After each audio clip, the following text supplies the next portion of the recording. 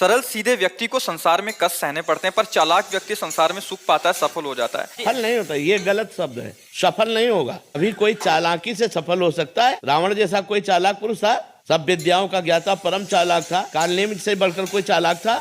पूरी संजीवनी बूटी जैसी ही द्रोणागिरी में हर औषधि को कर दिया और साधु बनकर बैठ गया। हनुमान जी ने मार डाला, राम जी ने रावण को मार डाला, रहा न को कुल रोवन यारा। चालाक पुरुष सफल कैसे हो सकता? नहीं, सीधा सरल पुरुष कष्ट पा सकता है, पर सफल सीधा सरल सच्चाई पर चलने वाला हो। जैसे धर्मराज युधिष्ठिर बिल्कुल सीधे थे, यहाँ तक इतने सीधे थे कि युद्ध क्षेत्र में कल कौन सी रणनीति है वो जाके दुर्योधन सीधे पूछ लेता था। भ्राताश्री कल कौन सा चक्रव्यूह रचना है वो बता देते थे। इसीलिए भगवान दो बैठक करते थे, एक युधिष्ठिर के साथ और एक युधिष्ठिर से अलग। युधिष्ठिर के साथ जो बैठक की वो चक्रव्यूह रचना ही नहीं होगी, क्योंकि वो दुर्योधन को पता हो। इतने सरल थे कि वो आके पूछ लेते, वो पूरी बात बता देते थे। तो आप देखो विनाश किसका हुआ? चतुर चालाक, जिसके साथ शकुनी, दुशासन, कर्ण, दुर्योधन के साथ इतने चालाक, चालाकी की हद थे ये लोग। तो क्या ये लोग सफल हुए?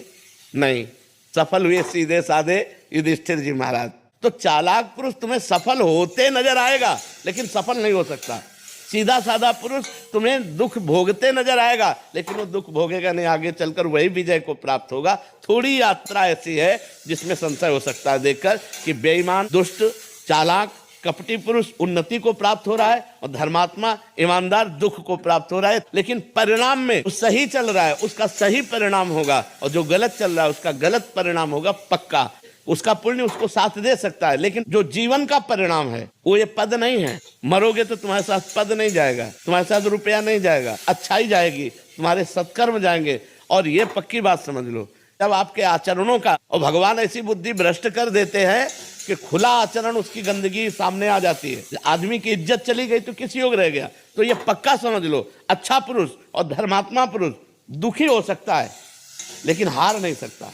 विजय को वही प्राप्त होगा, ये निश्चित बात है। सामने से तो बहुत सुंदर दिखाई दे रहे और पीछे जो पाप कर रहे तो मालिक देख रहा है, उसका हिसाब मालिक करेगा। मालिक की दुकान में है, सबका जीवन खाता। पाई भर का भी चूक नहीं होती हमारे मालिक से, एक एक बात का हिसाब होता है।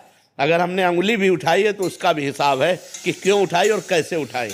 परमात्मा सबको देख रहा है, इसलिए ये मत जानो कि कोई देख नहीं रहा है, हम अच्छाई कर रहे हैं, हमें बुराई पर बुराई मिलती चली जा रही, कोई हमारे देख नहीं। परमात्मा देख रहा है। और जो एक है कि मैं छल कपट बुराई से बढ़ रहा हूं, तो देख लेना तुम नष्ट हो जाओगे।